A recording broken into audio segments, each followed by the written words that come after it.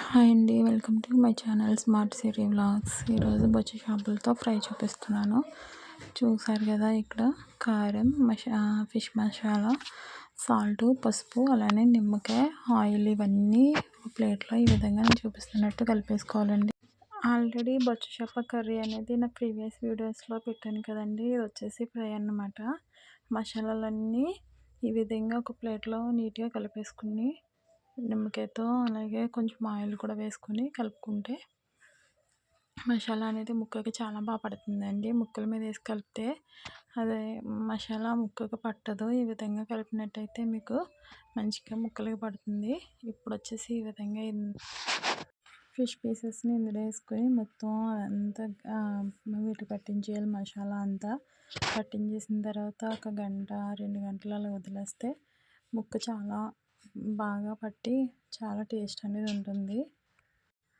చూసారు కదా, ఈ విధంగా బాగా పట్టించేసేయండి. పట్టించేసి ఒక అరగంట టైం ఉంటే కనుక గంట 2 గంటలు వదిలేసిన చాలా బాగుంటుంది. ఇవి తలకాయ తోక అంటారు కదా, ఇవి వచ్చేసి పులుసు చేయడానికి అవి కూడా పక్కన పెట్టేశానండి. అదైతే చూపించాను మీకు, ఆల్రెడీ ఉంది కాబట్టి. ఫ్రై మాత్రం మీకు చూపిస్తాను. చూసారు కదా, ఈ విధంగా పట్టించేసి పక్కన పెట్టేసేయాలి. ఒక గంట తర్వాత నేనైతే ఫ్రై చేసేసుకుంటున్నానండి. మూకుడు పట్టేసుకొని సరిపడా ఆయిల్ పోసుకొని అది హీట్ అయిన తర్వాత దానిలో వచ్చేసి మనం ఏమైతే ఫ్రై చేసుకోవడానికి మసాలా పట్టించి ఉంచామో ఫిష్ పీసెస్ అనేవి దానిలో వేసేసుకోవడమే. చూసారు కదా, ఈ విధంగా టర్న్ చేసుకుంటూ ఉండాలి 5 మినిట్స్కి ఒకసారి. అంతే అండి. బాగా కలర్ అయితే చేంజ్ అవనివ్వకండి, అలా అయితే టేస్ట్ అనేది బాగోదు. చూసారు కదా, వీడియోలో నేను ఏ కలర్ అయితే తీస్తున్నానో మీరు కూడా సేమ్ అదే కలర్లో తీసినట్టయితే చల్లరేసరికి ఆటోమేటిక్గా కలర్ చేంజ్ అయిపోతుందండి. కొంచెం బ్లాక్ అనేది వస్తుంది.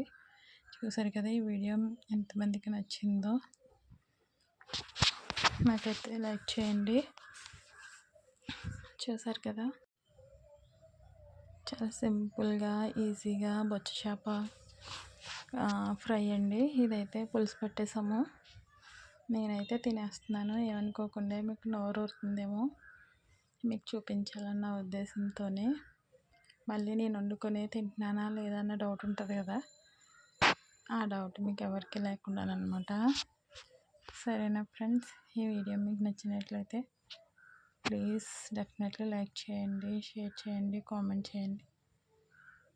సరేనా ఫ్రెండ్స్, అలానే కర్రీ ఎలా ఉందో కూడా మీరు కూడా ఈ విధంగా చేసుకుని టేస్ట్ చేసి నాకైతే చెప్పండి. ఓకేనా ఫ్రెండ్స్, బాయ్.